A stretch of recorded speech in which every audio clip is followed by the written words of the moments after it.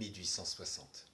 Les femmes qui souffraient d'anxiété, de dépression, de sautes d'humeur ou de tristesse, perte de plaisir ou perturbation de l'humeur, leurs maris prenaient rendez-vous et accompagnaient leurs femmes jusqu'au cabinet du médecin de l'époque. Si le médecin concluait et diagnostiquait selon son ressenti et son regard professionnel, oui, car l'anxiété, l'angoisse, pour un médecin en 1860, signifiait de l'hystérie. Donc, depuis son cabinet, sans plus attendre, il procède à un massage pelvien.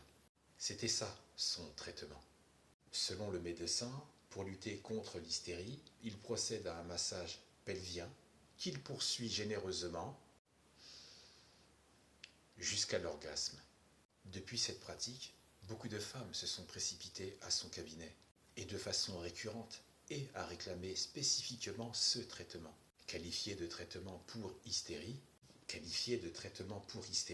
à tel point que tous les médecins qui le pratiquaient étaient exténués, harassés, à bout de force à chaque fin de journée. Pour cette raison, ils se sont mis à réfléchir pour créer un mécanisme vibrant, pour effectuer ce traitement plus rapidement, le rendre plus disponible et répondre aux besoins dans l'urgence de ces femmes de plus en plus nombreuses à vouloir consulter. Les médecins devaient faire face à toutes ces femmes qui demandaient à être consultées pour une demande de ce traitement à usage répété.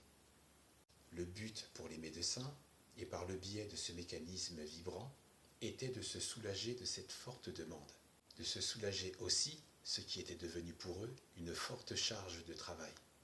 Et en nouveauté, sans passer par un massage pelvien, sans passer par un quelconque traitement manuel, et que chacune puisse l'avoir chez elle et en faire usage quand bon lui semble. C'est de cette façon que le premier vibromasseur est né. En 1860, il est considéré comme un outil thérapeutique et seule la noblesse a les moyens d'en posséder